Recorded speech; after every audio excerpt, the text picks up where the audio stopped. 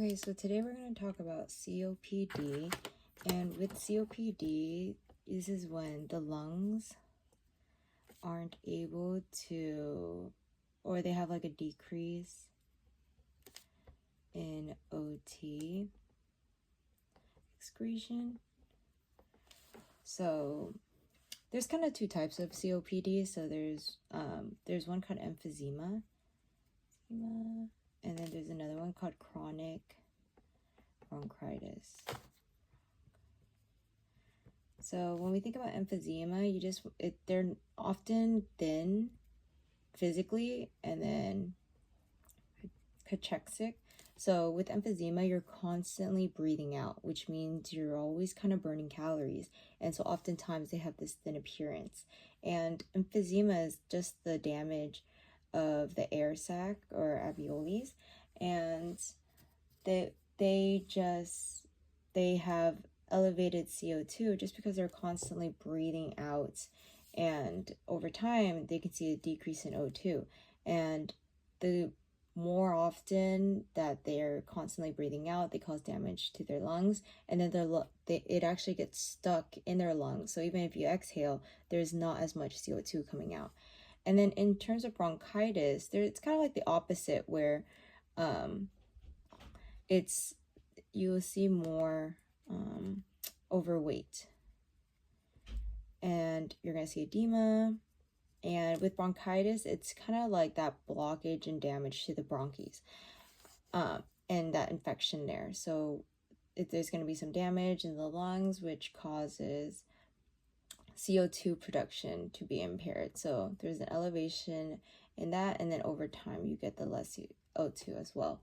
And this brings to a good point about RQ. So RQ is respiratory quotient, and it's kind of like how much CO2 produced to O2 consumed. And this is important to consider because different macronutrients kind of influence the amount of CO2. So if you have CHO or carbohydrates, they're going to increase CO2 because they have an RQ of 1.0.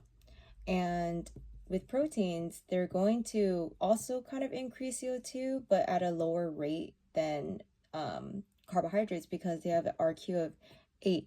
And then you have the fats, and they also can increase CO2, but they have the lowest one, which is 7.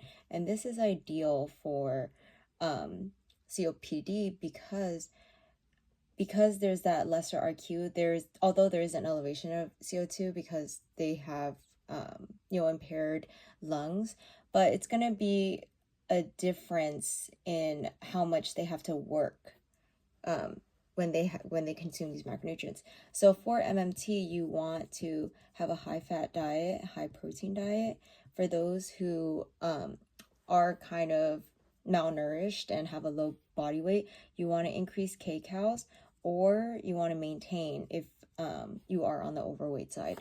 So you want to increase your fat, increase your protein, just because of the RQ, because it's going to release a less amount of CO2 compared to carbohydrates. So you kind of want more of about like 30 to 45% fat in your diet, and then around like 15 to 20% of protein. And then for carbs, we kind of want to go down to like 40 to 55% carbohydrates in the diet, just to kind of put off that pressure of the lungs working a little bit too hard.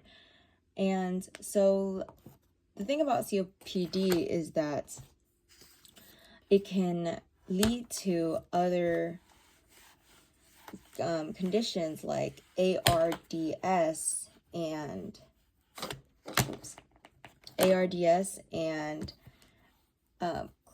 chronic respiratory failure. So let's go into that. So with with COPD, it could lead to respiratory failure. And respiratory failure is kind of like that. Respiratory failure. And respiratory failure is kind of like that advanced state of the imbalance of more CO2 than it is O2. And most of the time with respiratory failure, we're going to see people who are intubated and sedated. And RQ is really important here because we want to make sure that the person's getting adequately fed, but because they're intubated sedated, you can assume that they're on EN support. And with EN support, you want to make sure that they have a high fat ratio to replace the carbohydrates, because of the RQ is just 0.7 versus that 1.0. And the goal of EN support is to wean off the tube feedings. And in order to do that, we can do increase the fat. And one way we can do that is we can add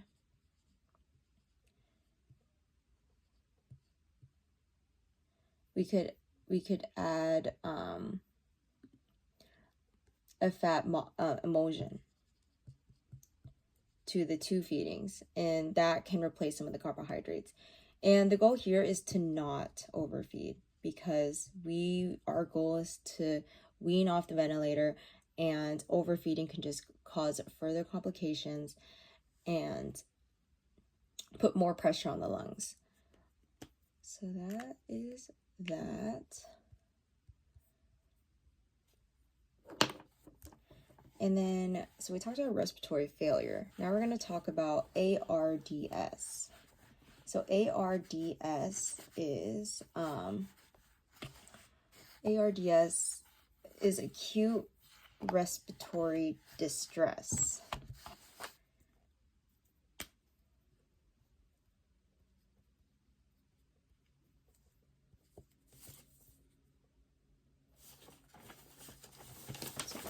Distress.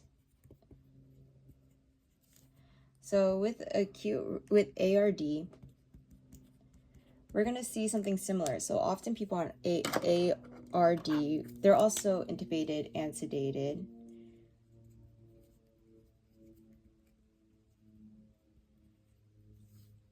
And this is kind of just due to that prolonged lung failure. So it's kind of like the same as lung failure as we discussed earlier.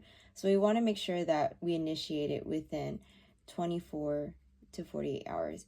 And here for the MMT, we're going to do indirect calorimetry. And that's kind of just a machine that takes into account of your O2 and CO2 and kind of predict those calories out. Or we can do 25 to 30 calories. Protein needs are similar. It's 1.2 to 1.5 grams per kilogram. So it's still kind of elevated. And then when we think about intubated and sedated, we want to think about propofol and how propofol has calories. And then it has 1.1 kcals or grams kcals per gram. And so that's something to consider and to add into this your calorie needs, because you want to avoid overfeeding, because we're trying to wean off the ventilator. And so some issues here, or some concerns furthermore, is that there's a risk of hyperglycemia, just because of that risk of overfeeding. You could have lipogenesis.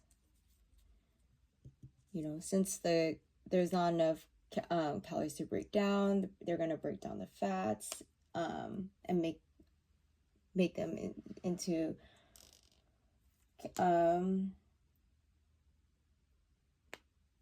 if you choose to overfeed, then the fats would turn into calories, leading to lipogenesis.